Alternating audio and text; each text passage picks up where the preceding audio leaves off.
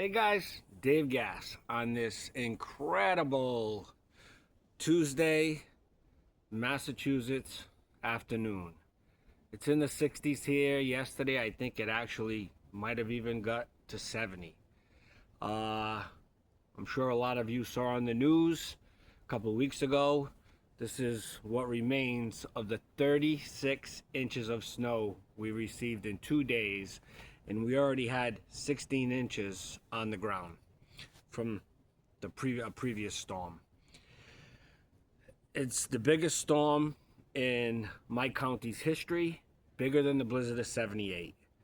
The only difference was the blizzard of 78, they didn't have the internet technology with the weather and all that, so people were on the roads and got stuck, and they didn't have the equipment to clean like they have nowadays. Not that it wasn't a mess here. We lost power and all that stuff and cleanup. It was 4 days of a nightmare. My wife, her work got canceled for the entire week.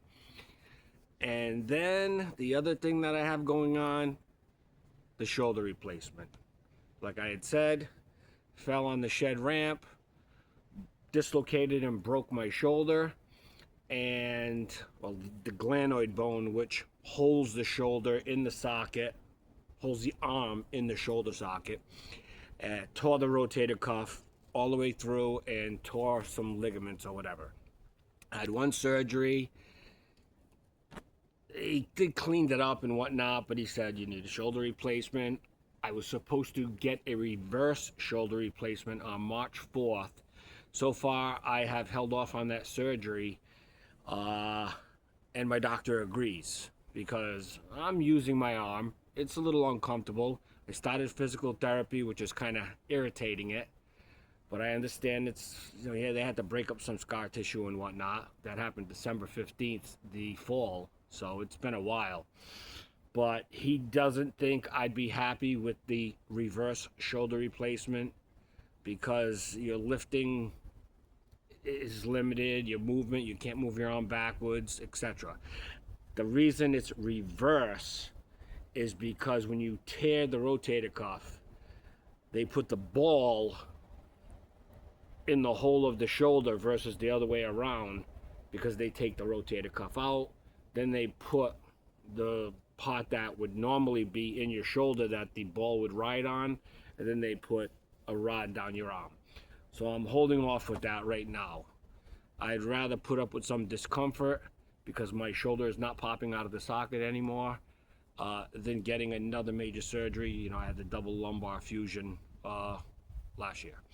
Anyways, this video is not about that. Just giving you an update. This video is about small talk. I usually don't comment on other people's videos or steal their ideas or any of that stuff. But this channel I really like. The guy, he was saying how he hates small talk. He doesn't like when he goes into the local stores, hardware store, etc. And, people do the, hey, how you doing? Nice weather, blah, blah, blah. I do like small talk because when you're somebody like me, who I was around 30 people in the body shop all day, and now I'm home by myself all day. My wife works. Then when she gets home at 5, she walks Buckley 2 miles, cooks a nice dinner, gets ready for work, and usually falls asleep. So I do, other than my sister and my younger brother, I don't get a lot of conversation with people. So sometimes I have some incredible conversations just with small talk. I mean, I don't bother people, but if I hold the door open for them, which is very common around here, I gotta say, everybody holds the door open for everybody at a store or whatever. But I've had some incredible conversations, nothing like an hour. I'm talking minutes or 15 minutes. Like I said, I'm not doing much. I'm disabled, retired. I was in the pharmacy not too long ago, and I had my arm in a sling, and this lady driving a brand new Land Rover, very rich area.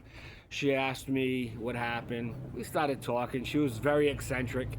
This woman was hilarious. I was so happy I met her. She starts telling me about how she married some guy 20 years older than her, and he's super rich, and she's spending all his money. She was saying it as a joke. And I mean, because she's pretty well off herself. I think she had a horse stable and she was a professional rider. But she was a hoot. I mean, I could have talked to this lady for days. She was probably 60. And I've just met a lot of people like that. So to say small talk, you avoid it and all that, small talk is very important to some people. They're maybe widow or widowers or widows. They, live by themselves. They don't have a lot of interaction with people. What do you think? I see a lot of the retirement channels on YouTube where I've made YouTube friends. People are on there because they no longer have that interaction at their job, or the kids moved away, or they're in college, or whatever.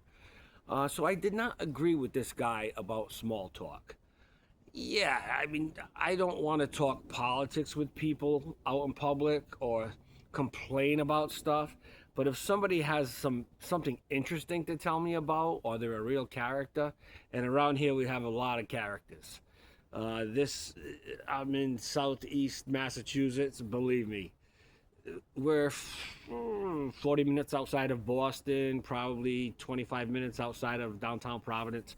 It's a lot of characters in the area. You really have some characters. So I don't know how you people feel about small talk, but I like small talk. If I go somewhere and you can tell people don't want to be bothered, you don't bother them. But if you walk into a place and the guy holds the door for you or the woman holds the door for you, and you chit chat a little bit, there's nothing wrong with that. Or like, as you guys see in our shorts, we're big into making pizza and we're great at it. And sometimes I'll be at our Ace Hardware. They sell all the Gosney ovens. And if I see somebody, really looking at one, I'll say, hey, do you want to know anything about having a pizza oven? I can kind of teach you for a minute. And if they say, no, I'm just looking, I'm all set, that's it, I walk away. But some people are like, yeah, please do. I show them pictures from our Instagram. On my Instagram, I show them some of the shorts, and they're like, tell me how you guys do that. So don't always think small talk's a bad thing. There's a lot of lonely people out there, a lot of lonely elderly people. And every Friday I go to my mother-in-law's high-rise. She lives in housing in the city. I've been going there now for 2 years, bringing her groceries every Friday. And the people in the building are great to me. They know why I'm there. And we have great conversations. You see the same people sitting outside smoking, or they like to sit in the hallway or whatever, or you meet them on the elevator. I've had some great conversations with those people. Some real funny conversations with those people. And if you are a person who comes off as inviting, people are going to be attracted to maybe talk to you. Doesn't happen so much on YouTube. My channel's kind of my fault. I never post anything. But yeah, don't underrate small talk. You might meet a friend that could be a friend for life. I've had great small talk down at the gun range and met some people. And then all of a sudden they'll take out some targets and say, hey, you need some of these? Da-da-da-da. Or like they'll walk by and see what kind of firearm you have, and they'll be like, oh, I've been thinking about buying one of them. You mind if I look at it? And most of the time, I'll throw a magazine in there, loaded, and I'll say, hey, shoot it. Tell me what you think. There's nothing wrong with being nice to people. But when that guy did that video yesterday, and he was kind of making fun of people who have small talk, I did not agree at all. It doesn't mean I'm not going to watch his channel anymore. It was just his opinion, but I just didn't agree with it. So, be friendly. Enjoy the day. Dave Gass out.